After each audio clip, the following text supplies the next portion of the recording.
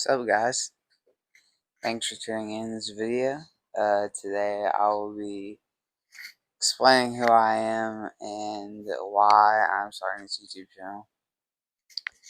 So if you don't know me in person, my name is Corey Ferris. I go to Nearland High School.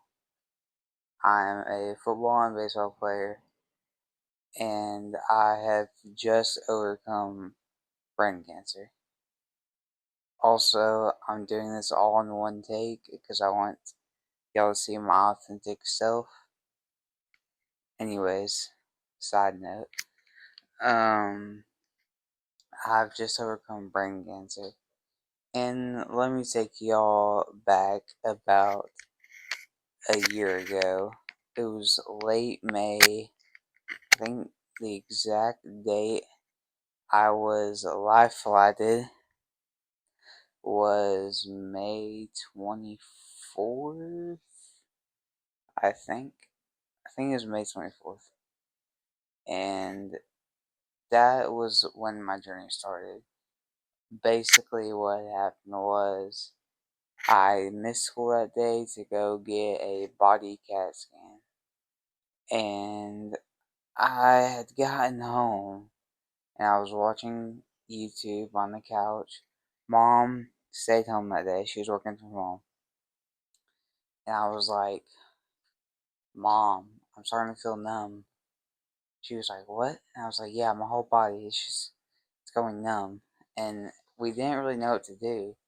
Well, actually, my mom knew what to do. She rushed me to the ER, but I was just kind of like sitting there, like I had no idea what was going on. Like I got to the ER and they put me in the room like instantly, like because we have a friend that works there, so I got in a room instantly, and I went and had a head CT scan done instead of a body one like I'd gotten earlier that day. I went and got my head CT scan, and they saw a mass in my brain. You know, mass could mean tons of different things. It could be a tumor, it could just be a bleed. I mean, you don't know. So we get to, or no. After the CT scan, they told my mom what was happening.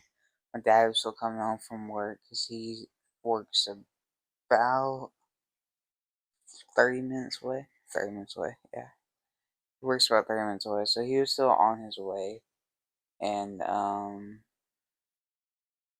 yeah, so they live flighted me, and the helicopter ride was awful. Like, I didn't feel good, and I was in an uncomfortable stretcher, so it was just a really uncomfortable situation.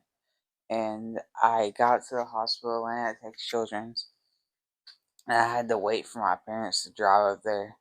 Houston's about 2 hours away with traffic. So yeah, I had to wait like 2 hours for my parents to even get there. And basically the doctor told them I had a tumor.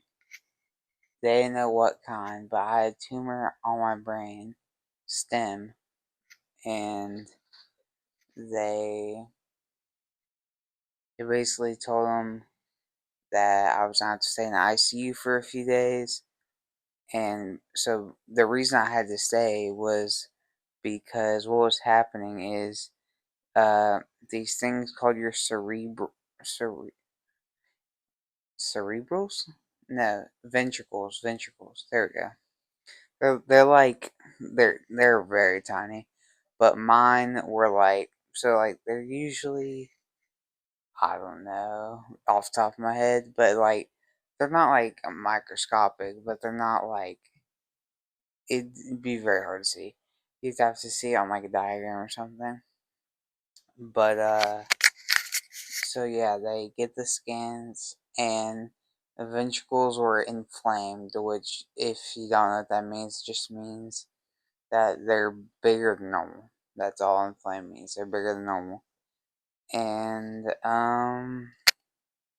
Yeah, they're bigger than normal. My spinal fluid that was supposed to be draining into my spine was not draining into my spine. It was building up these ventricles, bloating them up, and so what they did is I went to surgery. They drilled a hole in my not in my brain, in my skull to allow spinal fluid to flow past the tumor and flow past the tumor and go into my spine.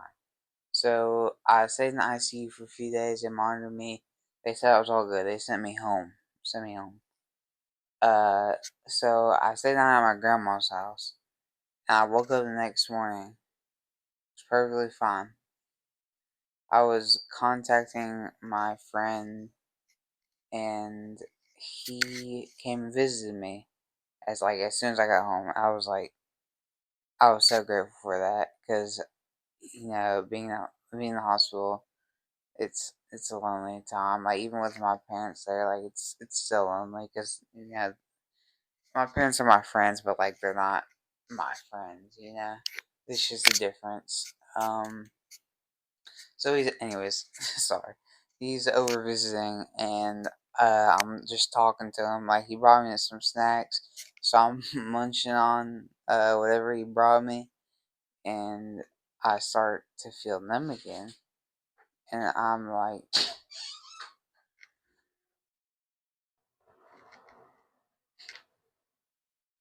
"That's awesome." I didn't know how to plug it. It's fine. Pimp shrimp.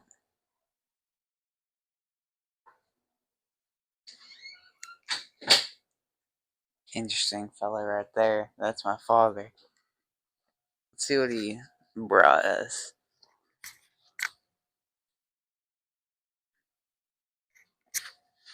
It's a shirt. It's It's what it says. Pimp the. Hold up. Oh, okay. Pimp the shrimp. This will be in the rotation for sure. Anyways, back to shit. Where was I? Oh, that's right. Okay. Friend was visiting, munching on whatever he brought me. Alright, yeah. Then I started feeling that numb feeling again. I was like, this is probably like super accurate. Bryson, I need you to go get my mom. What? I need you to go get my mom. And so I was just like, Mom, I'm numb again. And so, moms do what moms do. She rushed me back to the ER, like, without hesitation. And, um, they life flighted me back to Children's. But the difference is, this time, like, I don't even, I don't have a memory of me going to the ER this time. And, like, I don't have a memory of me going to ER this time and me being live flight. Like, I don't remember that live flight, the second one. And so that was late May. It was like, yeah, May 24th, I think was the day. From that point, like, May 24th to like midway through June, like, I was basically in a coma. Like, I don't remember anything at all. And I'm kind of just like, I mean, it's like 20 days of just nothing. I don't remember. And so one of the first things I remember, which is one of the first things I remember is I was laying in the ICU in my room, and I couldn't drink or eat anything. Like, they had to give me, like, most of my water was through an IV pump. And food, I had an MG tube, which is just a tube that they can send food down into your stomach. They put all that in while I was unconscious. So they they couldn't give me any water. Or like they could, but I had to get 5 milliliters at a time, which is like less than a sip at a time. Um, and I was kind of thinking like, wow, like this sucks. Like, but I wasn't looking at it like that though. While this was all happening, oh, 5 milliliters through a syringe. Like, that was another thing. It was through a syringe, so it wasn't like I was sipping out a water bottle. And that was another thing. But uh, it was really a blessing in disguise. And you're probably asking, like, how could that even, like, how? How did you find something in that? And I was thinking to myself while I was laying in the bed getting the water, I was like, I was thinking about God possibly doing this to teach me a lesson to not take things for granted. And I was thinking about that. I was like, this has to be like his calling. Because, like, before, I wouldn't say I was really big into God, which, I mean, yeah, everybody has their niche, I guess. But, was, yeah, I know I'm at low battery. Alright, sorry about that. But yeah, I was doing, or no, yeah, I was thinking like God is trying to talk to me. Like, this is really a blessing in disguise, teaching me a lesson. Because prior to this incident, I probably had been taking things for granted. Like, I wake up with a roof over my head every day. I wake up. That's a blessing. I have a family. I have 2 great dogs that I would like to consider my children because I don't know. I love them all. I love my parents. Love my sister. Love my extended family. Love all of them. I wouldn't be here without any of them. Um. So yeah. Anyway, God, I gotta stop going on these side tangents. Yeah. So that was God talking to me, or I think it was God talking to me. And then, so that was like the first memory I remember. Like, actually remember in the hospital.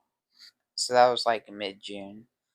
Uh, Fast forward, I start chemo. Tumors shrinking, tumors dying.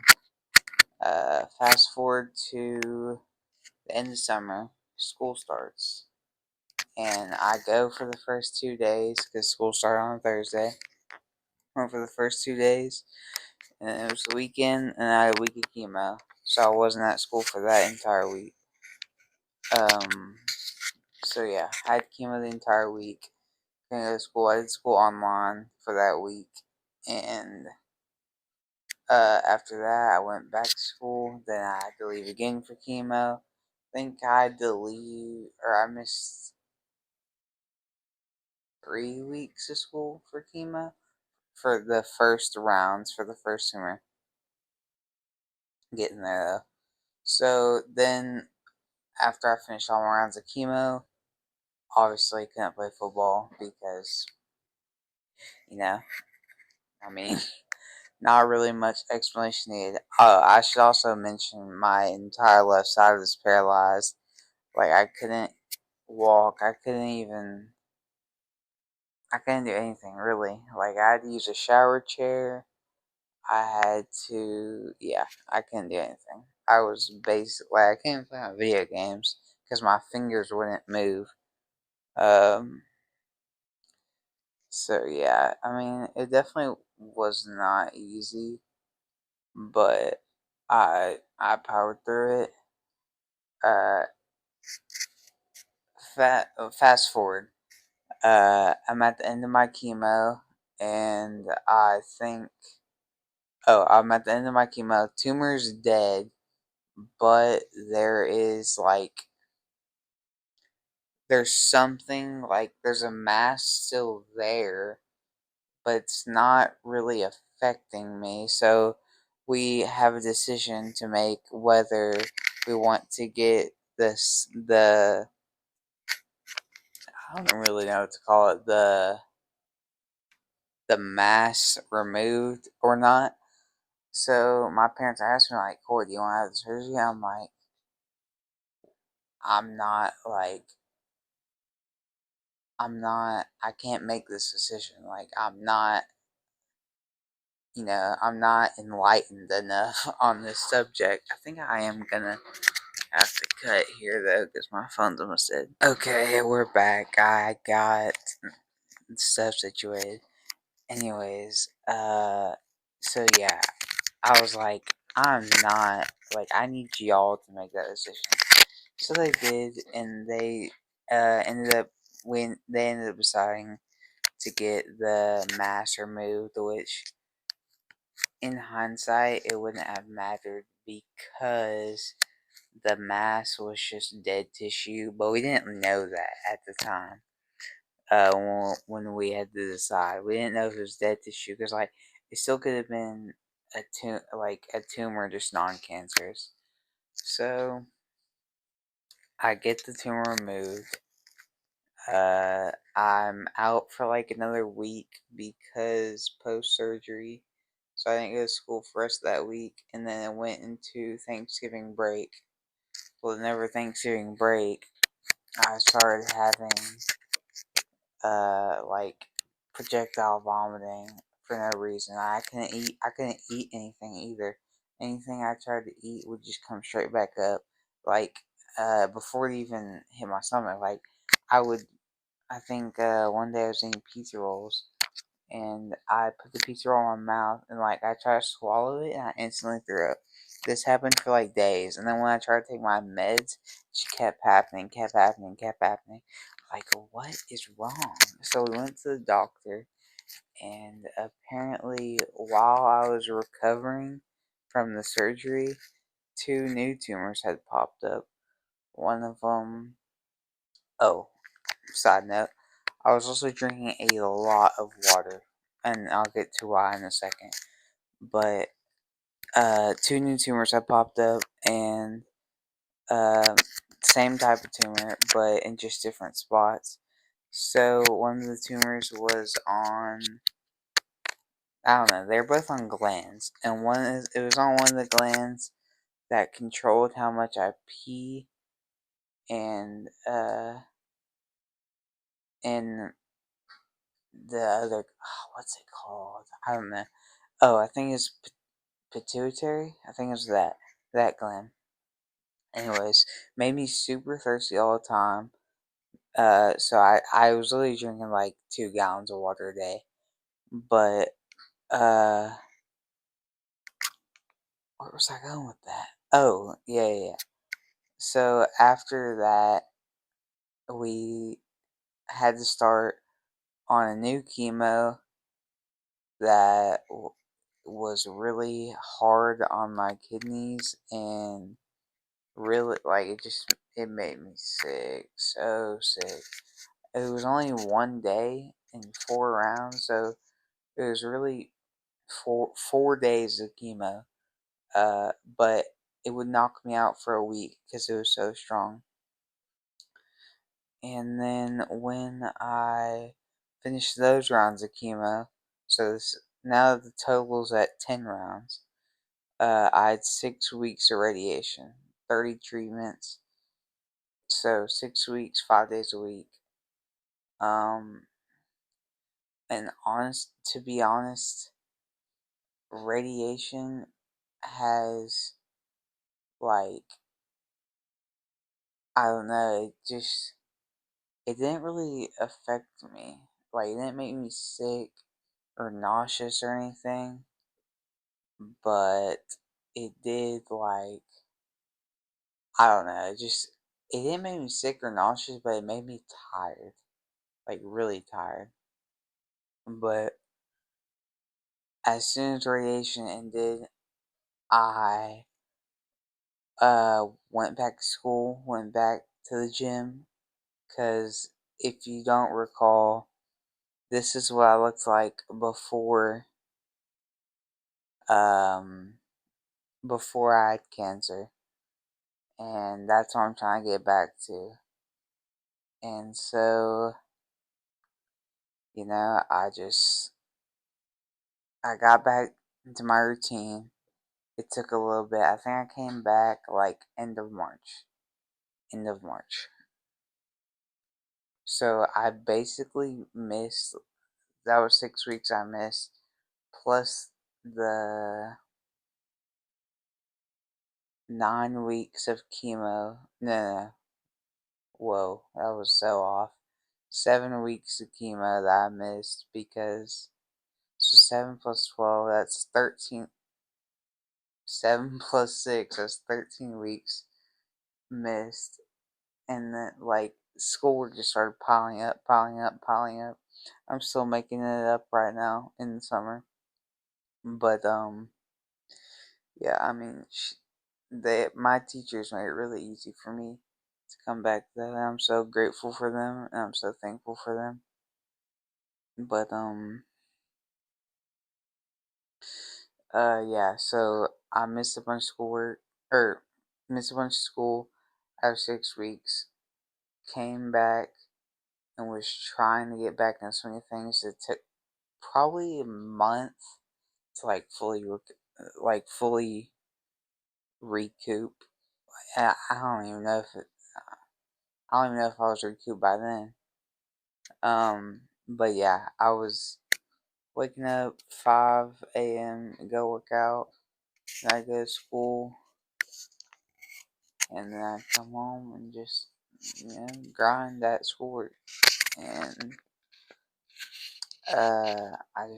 I'm so thankful for, like, everyone that has helped me and everyone that has supported me.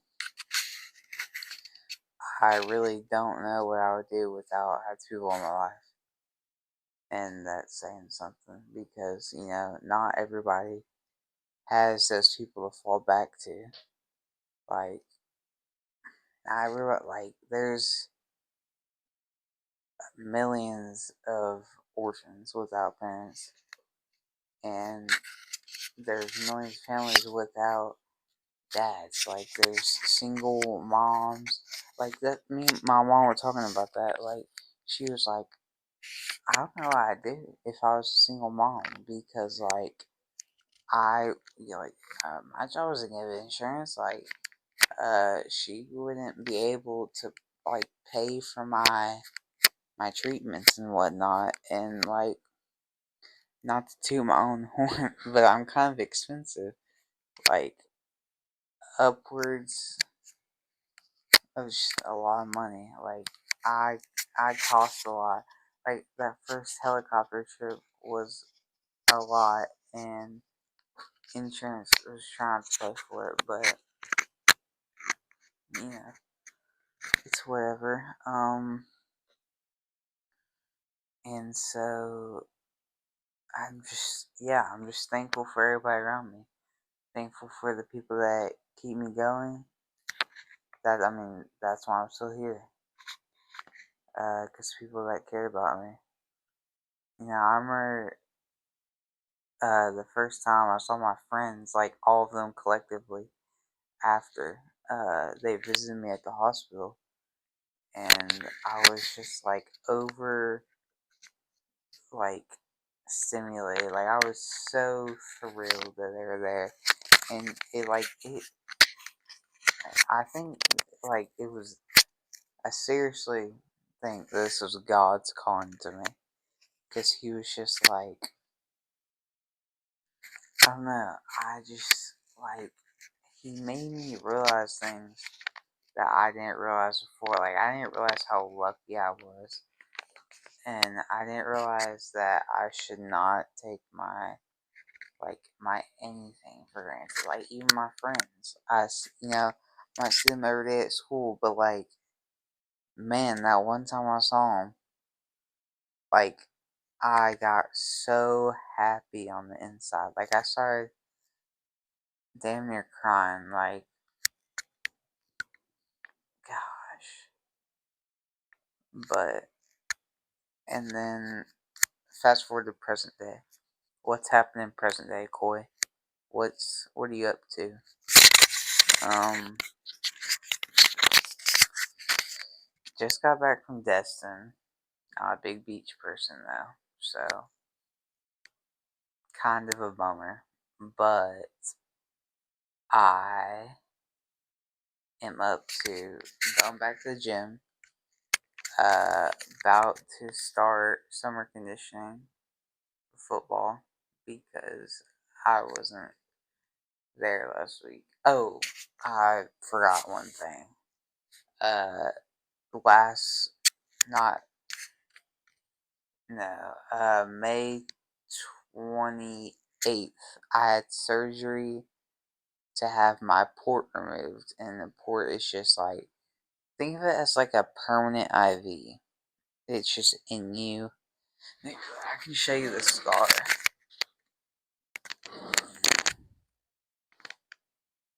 That's the scar. That's where the port was. That's what they put my chemo through and drew blood and whatnot. So that put me out for another month. So I'll be back next. No, not next week. The week after next, and I'm trying to get back to the old me. Uh, yeah. It's no one said it was gonna be easy, but yeah, personally, I believe God gives his strongest soldiers his toughest battles. Like, I live by that. And don't know where I'd be at today without him. So, if you're ever feeling like alone, I guess, or if you're ever feeling lost, shoot God a message, shoot him a prayer. So that's really, in the grand scheme of things, that's who I am. That's my story. I think I'm videoing a day in the life of a cancer survivor tomorrow. That will be an interesting video because it's just gonna be a lot of homework. So, but I do have plans tomorrow with KJ Tizino. He's committed to Texas Lutheran College, and I believe Ellis Walker, who's committed to Navy, is supposed to be coming along with us. So he's gonna pick me up after work, and I'm going to just hang out. We're gonna go grab some grub. We're just gonna hang out, as bros do. So, nah, I think that's everything. I think I've covered everything that needs to be covered. Thank y'all for watching and listening. Catch y'all tomorrow.